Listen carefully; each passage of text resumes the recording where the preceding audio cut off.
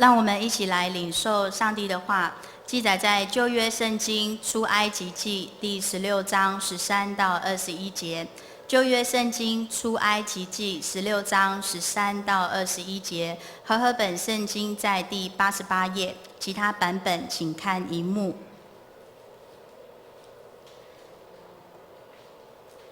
13节，到了晚上，有鹌鹑飞来，遮满了营。早晨在营四围的地上有露水，露水上升之后，不料野地面上有如白霜的小圆物。以色列人看见，不知道是什么，就彼此对问说：“这是什么呢？”摩西对他们说：“这就是耶和华给你们吃的食物。耶和华所吩咐的是这样：你们要按着个人的饭量，为帐篷里的人按着人数收起来，各拿1俄梅尔。”以色列人就这样行，有多收的，有少收的，及至用俄梅尔量一量，多收的也没有余，少收的也没有缺，个人按着自己的饭量收取。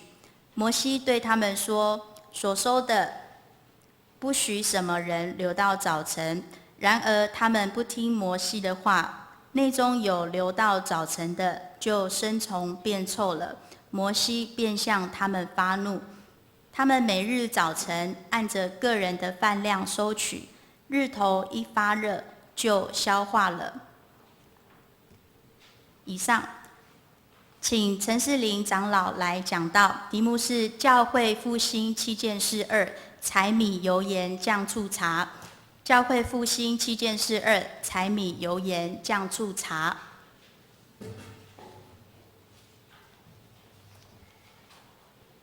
各位兄弟平安，很高兴和大家敬拜上帝，因为敬拜上帝是祝福的开始。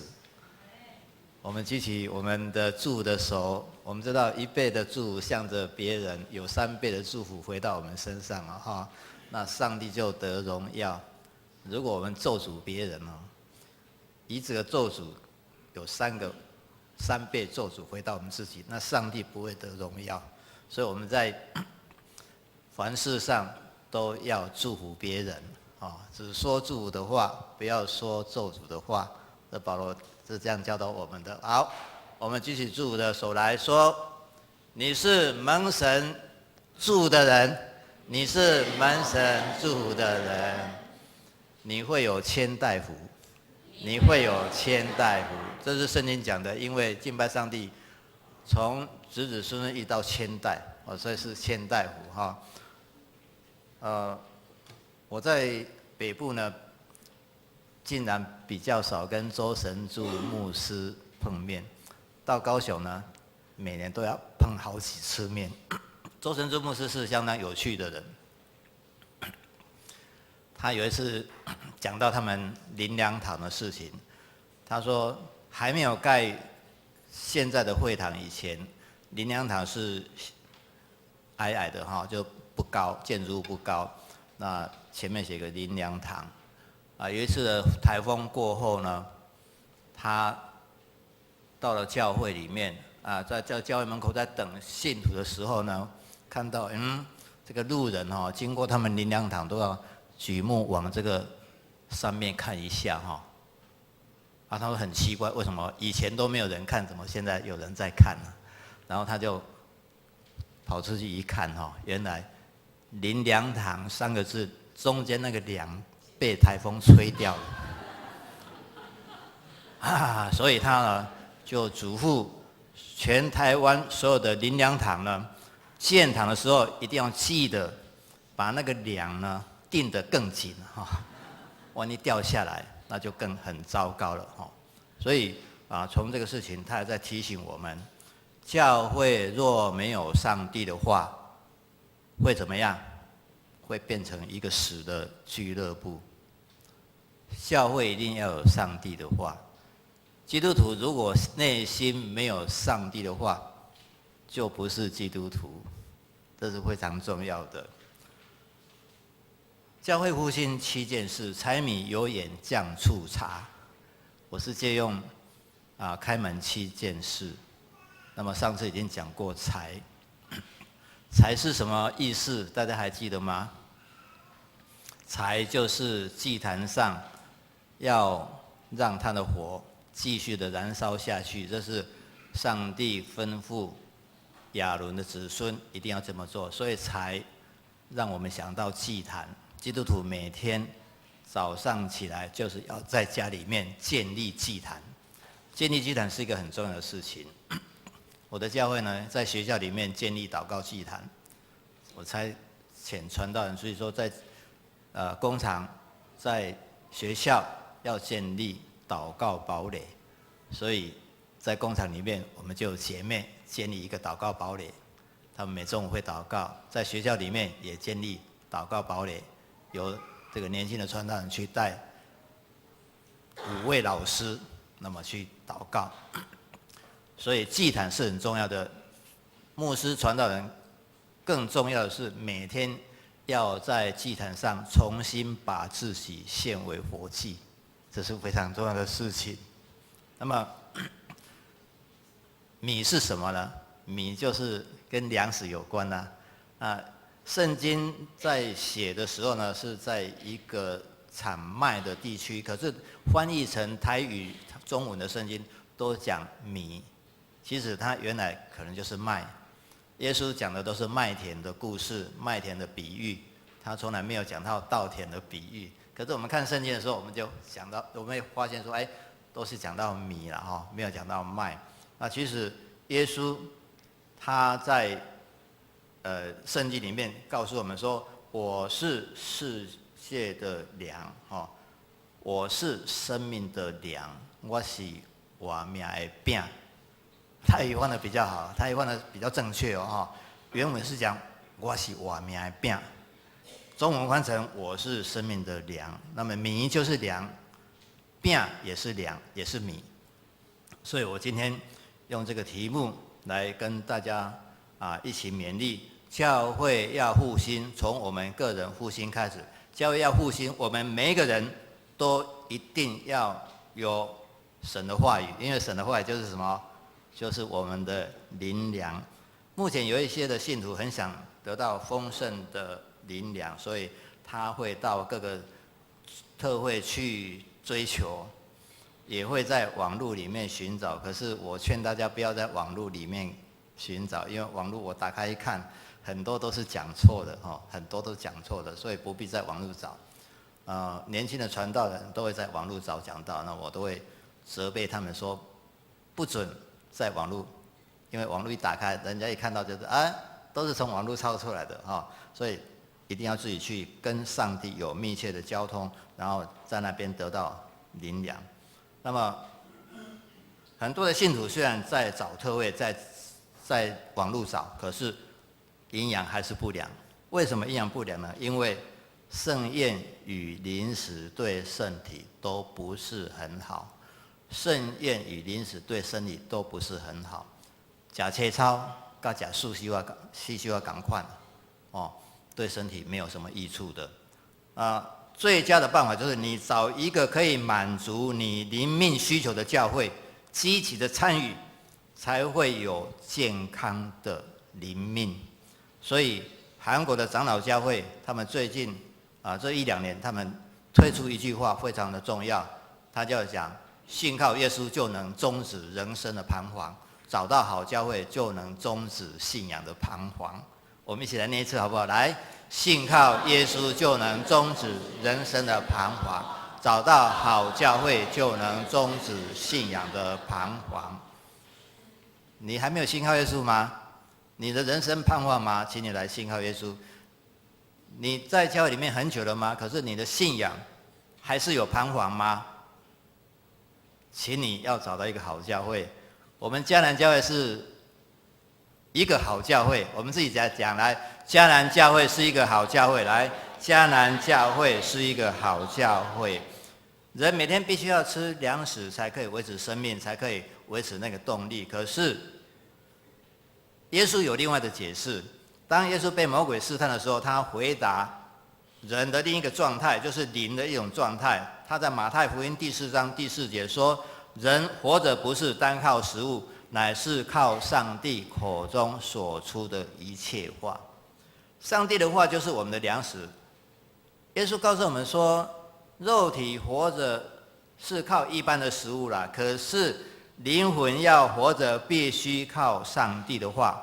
食物只能让我们人的生命维持动力，肉体的生长，可是上帝的话不是这样子。上帝的话会让我们的灵，我们的人生整个经常在更新，在成长。这是上帝的话跟一般的食物是不一样的地方。那么上帝的话是什么？就是圣经。圣经里面所讲都是上帝的话。那么圣经呢，是基督徒的灵粮，是教会复兴和成长的要素。这是我们必须每天要吃灵粮的。所以基督徒必须要怎么样？要相信神的话，传扬神的话，活出神的话。我们一起来说，来，基督徒必须相信神的话，传扬神的话，活出神的话。相信神的话，就是每天要拾取玛拿。刚刚我们读到的圣经，玛拿是以色列人在旷野当中没有食物的时候，上帝赐给他们的。那么以希伯来话他们讲，看到那个白白的那种食物的时候，他们说玛拿这是什么啦？那就玛拿问了玛拿就是这是什么？所以就变成玛拿出来这个圣经里面就是这样描述的。原文里面我们会看到玛拿这个字那么上帝赐给他们主要的粮食就是这个玛拿。有关玛拿的规定，我们看得很清楚，每天早上要起来拾取，太阳一出来就没有了，所以我们每天早上要起来读圣经。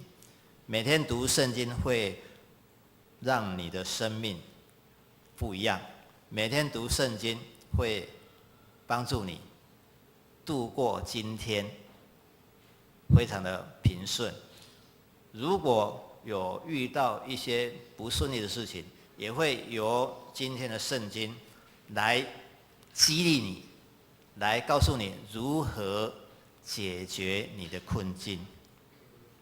赵永基牧师曾经写了2本书，刚好365天可以读的，叫做《每日玛拿》，给他的信徒来阅读。所以圣经的话也是相当重要，每天一定要早上一定要起来读不能够把昨天的读的经文今天又拿来用，当然也可以用啦，因为它是活的。可是我们每天一定要有新的玛拿。复兴的基础就是每天读上帝的话，而且每天早上都要起来读圣经的话，拾取玛拿，以供一天为人处事的力量、原则和智慧。每天读会让人得到智慧的，让你事事亨通。有时候遇到难题的时候，那天的经文刚好提供你解决的方法、处置的方法。以前我们迦南教会有一位许天顿长老，不知道大家有没有记得这个人？柯天顿丁乐以前我们在60年初的时候，他在我们教会里面，他是那个牛仔裤那个牛仔布的那个纺织厂的那个厂的老板，在60年初被恶性倒闭300万。那时候钱很大300万很大那他那一天早上，他说基督徒最好是做商人呢，最好是每天读箴言那么初一你就读第1章，初二你就读第2章这样顺序读下去。那天刚好读到箴言第6章第3节到第4节。他说：“我儿，你既然落在朋友手中，就当这样行，才可以救自己。你要自卑去恳求你的朋友，不要容你的眼睛睡觉，不要容你的眼皮打盹。”他读完这个圣经他就马上跑去那个向他借钱，因为他知道那个朋友还是很有钱只是恶性倒闭就站在他门口。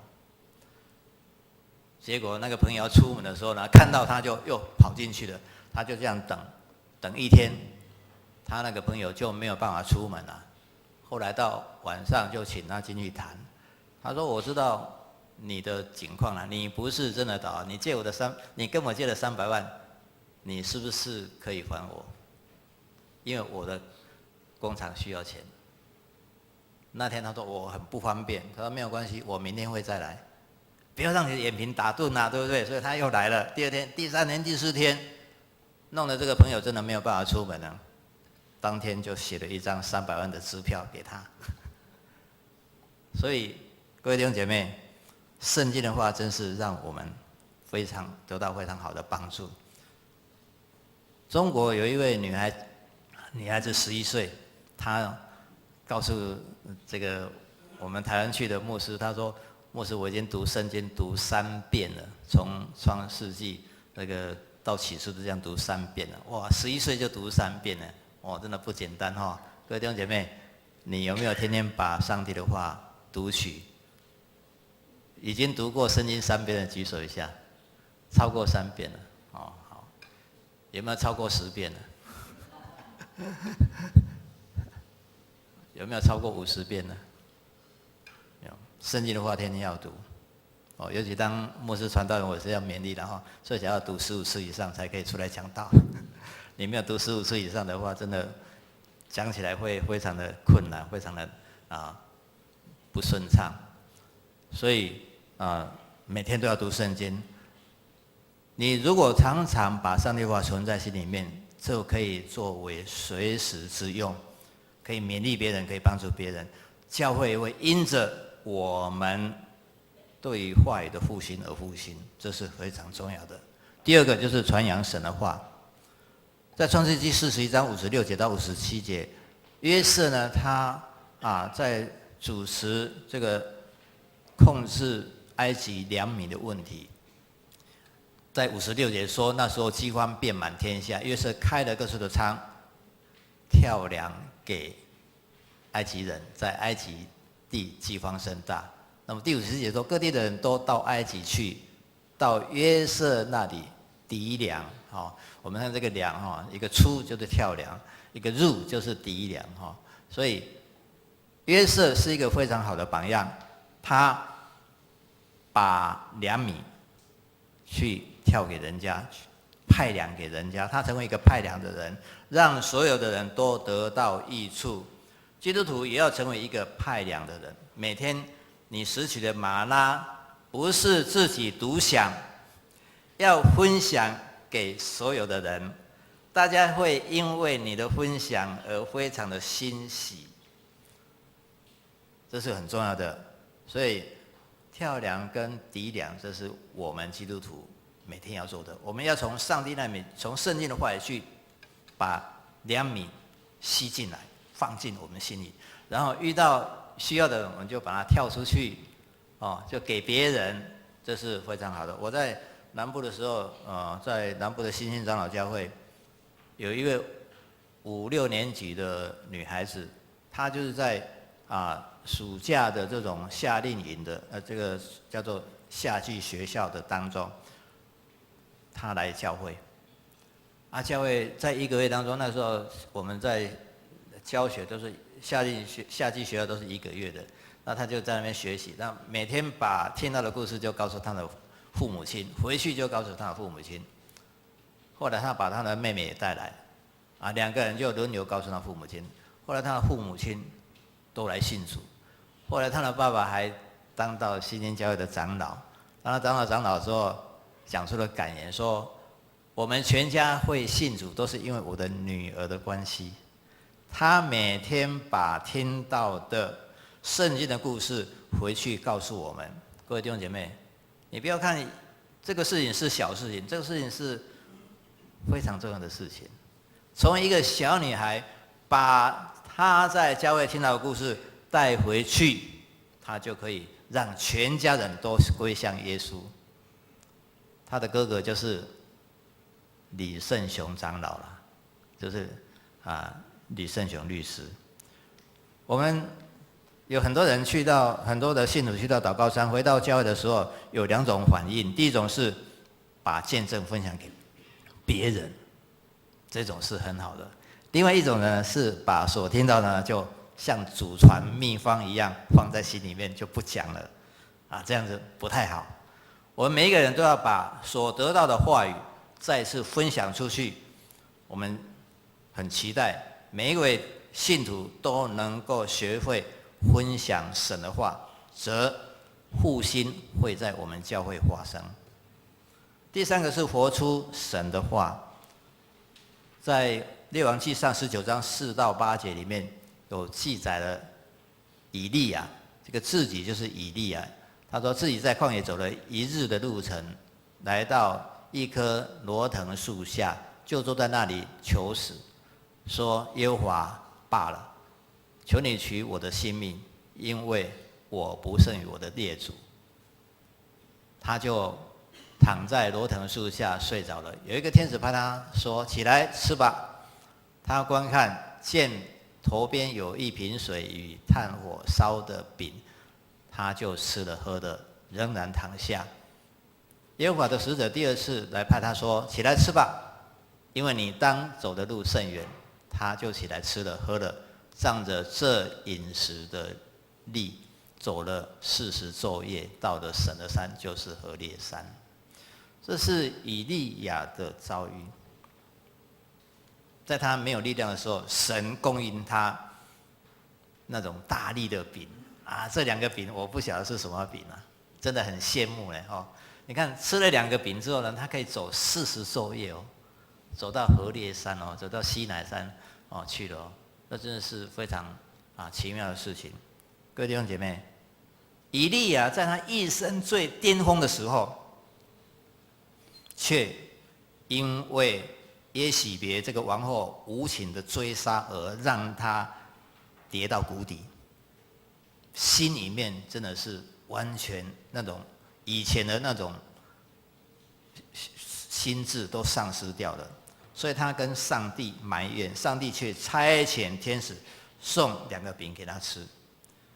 那么当然我们不晓得这2个饼是什么做的，但是我们知道一定是灵粮啊。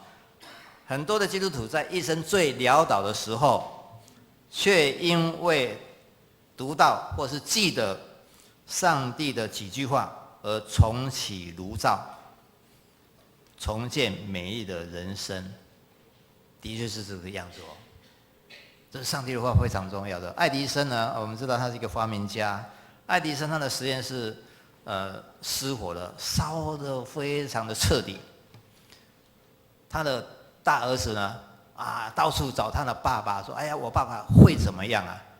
全部烧光的时候，他才发现爱迪生坐在一个小的那个山丘上面，在那边观赏这一场的大火。他的儿子就坐在他的旁边，他说：“孩子啊，你看这一场火烧得多好，把一切的错误都烧掉了。”爱迪生真的是让我们非常的信仰是让我们非常羡慕的。然后当烧完的时候呢，他的手已经拿了几张的这个白纸已经写好了，告诉他的儿子说，新的实验室就是这样子的结构，里面都已经画好了怎么摆设新的实验室。他还另外一张纸说，那个救火车要改进，这个救火车这样子救火这个火不会灭掉了很难灭掉了所以他该改进的地方还把它写好，拿给那个救火车的队长，说你的救火车如果能够这样改进，那多好。你看爱迪生一场大火，在大火之后他可以做这么多事情，他真的是一个对上帝信仰非常充足的人。那他对上帝的话当然记得很牢啦。有一位朋友问他说：“你相信有一位全能造物主吗？”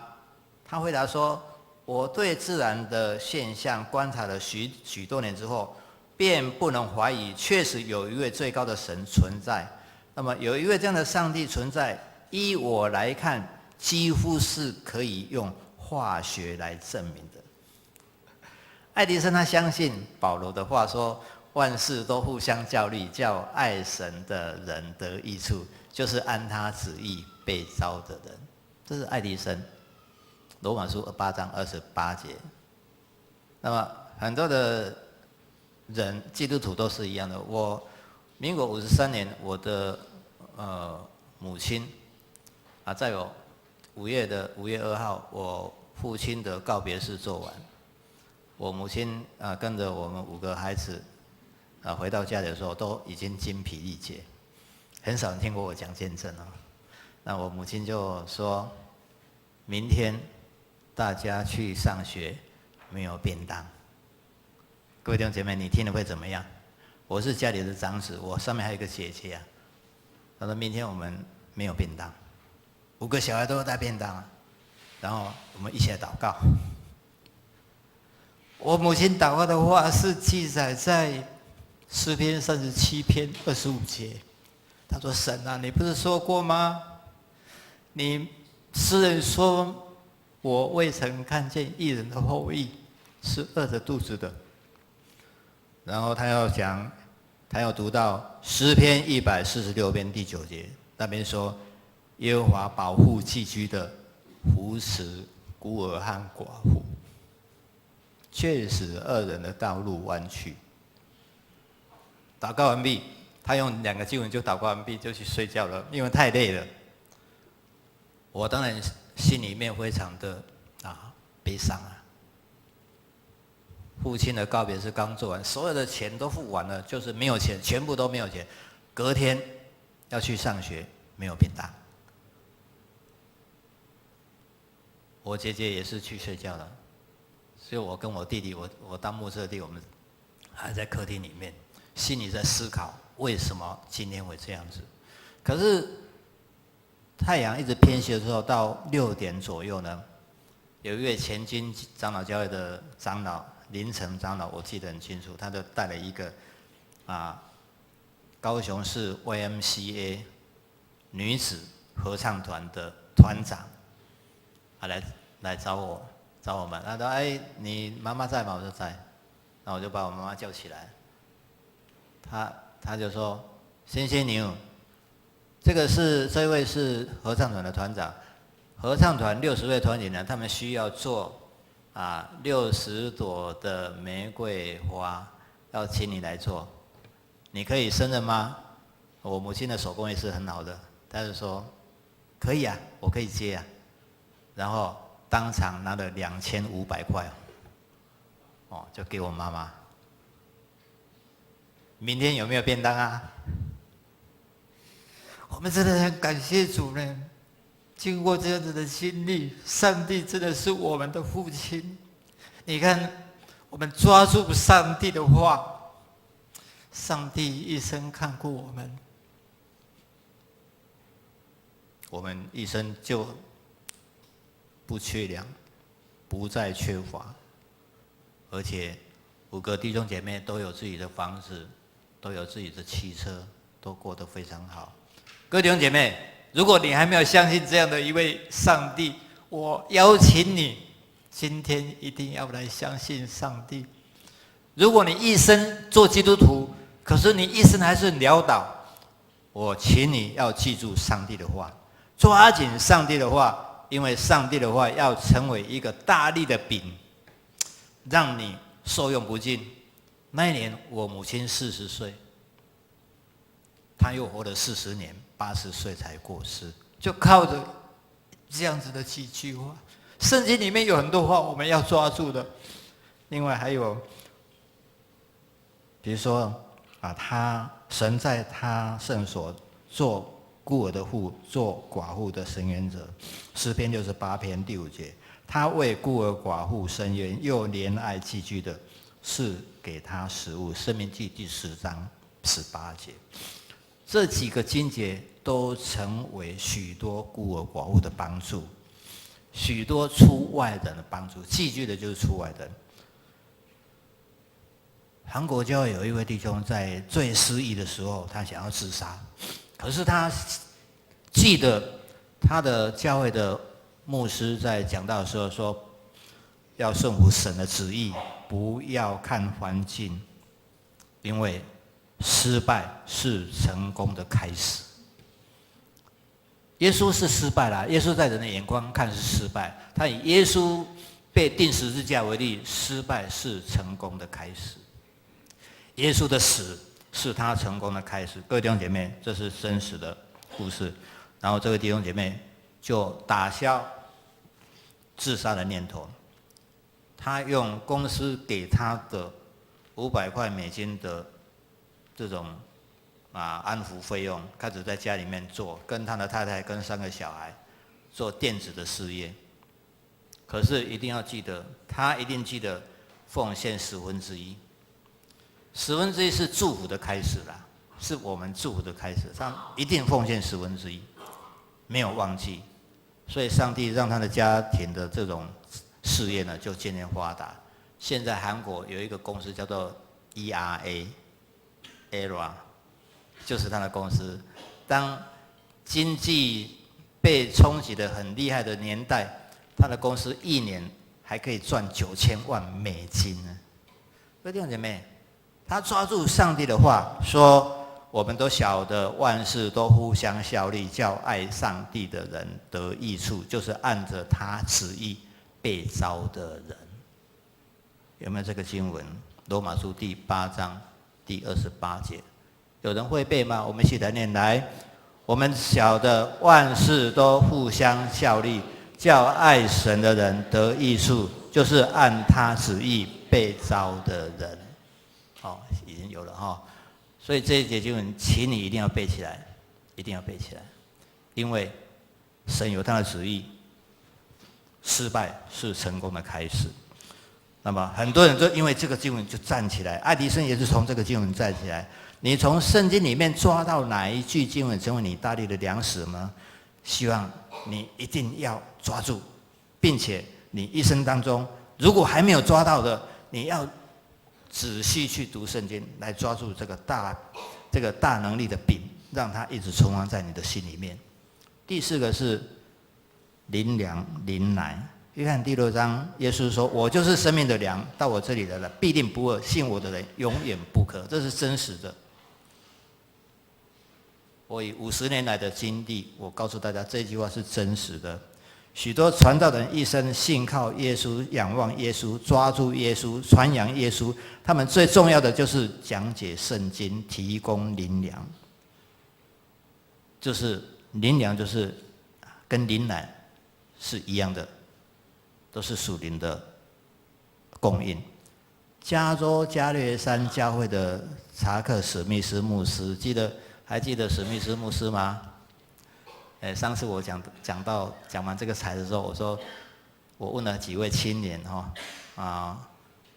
结果他们回答说，在为自己花钱之前，请先为上帝国做一点投资。这就是史密斯牧师讲的了。那么他这个教会呢，是加州很有名的教会，很大的教会。他40年的服事生涯呢，在整个正道里面，他讲完圣经11次，开拓了将近1万间的教会。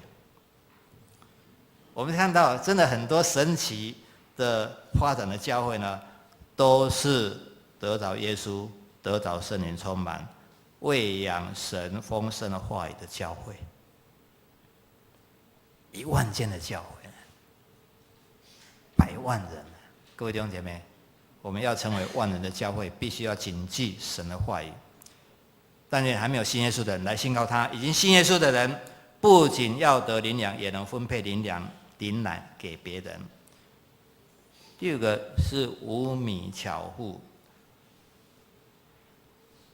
英国的史托德牧师我们知道美国有海福德嘛，英国有史托德他曾经说，现代属灵大饥荒的时代，许多人有圣经不读或不用心读，许多的地方却是没有圣经可以读。那么这2种情况都像阿摩斯第8章第11节所说的，我们一起来念来。主耶和华说，日子将到，人饥饿非因无饼，干渴非因无水，乃因不听耶和华的话。各位弟兄姐妹，我们今天是不是有听耶和华的话？是我们自己要审查的。许多地方没有圣经可以读，可是我们有圣经可以读，我们却没有听耶和华的话。1983年，越南开放之后，香港的同工冲进去越南，去探望他们沦陷在越共手中的许多的同工。其中一位女传道人见证说，所有的圣经都被没收了，感谢主啊！借着当年我在批改圣经函授学校的时候，与函授学校的学生背了一些的经文，他就用这些的经文来喂养、安慰、建立许多的信徒，并且暗地里传了20几年的福音，让那个处于黑暗之地的越南百姓看到一线曙光。我们看到这些为耶稣服侍的无米樵夫，我们为他们感到高兴，可是我们自己也觉得羞愧，因为他们在没有圣经的地方努力的传福音，可是我们呢？我们真的要好好的反省，我们真的要把神的话好好的讲出去，同时我们也要感受到神话语的能力。只有靠一些的圣经节，就可以在黑暗之地让神的教会在那边不断的复兴、发展、增长。各位弟兄姐妹，我真的很期待我们都能够多背几节经文，使自己能够随时做耶稣的无米樵夫。诗篇119篇第11节，我们一起来念这一节经文。来，我将你的话藏在心里，免得我得罪你。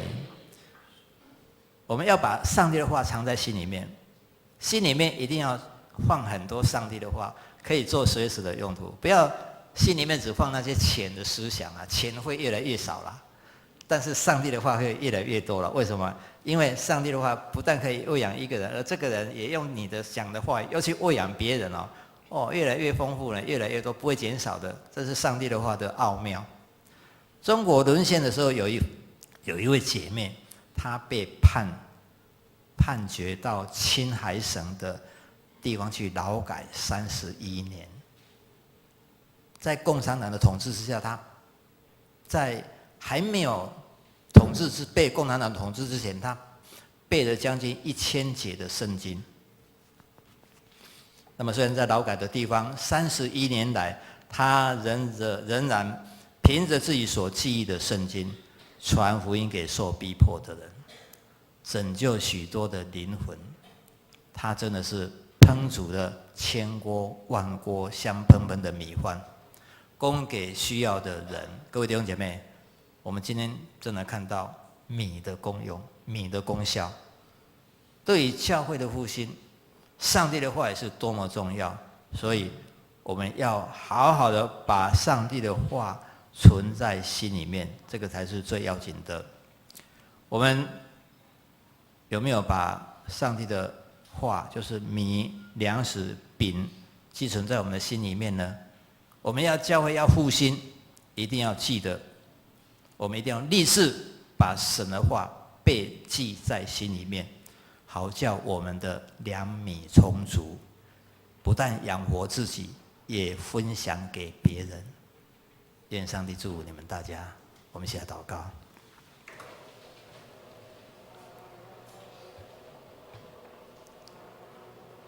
各位弟兄姐妹，我们要请你先反省一下，你家里有圣经吗？你是不是很殷勤的在读圣经？你是怎么读圣经的？你是否经常分享见证圣经的话给别人呢？如果你没有经常读圣经，不是每天在读圣经，你愿意从今天开始拨一小段的时间来读圣经，来造就自己。你如果愿意这样做的话，请你用手放在你的胸前，我们要为你祷告，让神的话充充足足的存在你的心里面，不但可以养活自己，也可以养活别人。谢谢，耶稣看见了。今天我们都要立志在神的面前，好好的把神的话存在心里面。你可以的，你能做到的，你是神所重要的仆人。天父上帝，我们感谢赞美你，因为你的话语是那么的奥秘，你的话语赐给我们，让我们可以得到生命。不仅这样，也可以分享生命。感谢主。所以我们比较惭愧，是我们有圣经，可是我们经常忽略我们所读的圣经，我们经常没有去读圣经，我们没有把你的话语藏在心里面。主，求你怜悯我们，赦免我们的罪。主，求你让我们弟兄姐妹们从今天开始，愿意再一次的把你的话语藏在心里面，每天或多或少都会读一些圣经，让这些圣经成为我们属灵生命成长的要素，复兴我们自己，也复兴教会。主，求你祝福这些的弟兄姐妹，帮助他们有力量，赐给他们恩惠，不仅在他们身上，也在他们周遭的人都蒙神的恩典。感谢主，求主祝福他们每日的读经，每日的提取灵粮，越来越丰富，让他们的生命越来越丰盛。感谢主，赞美主。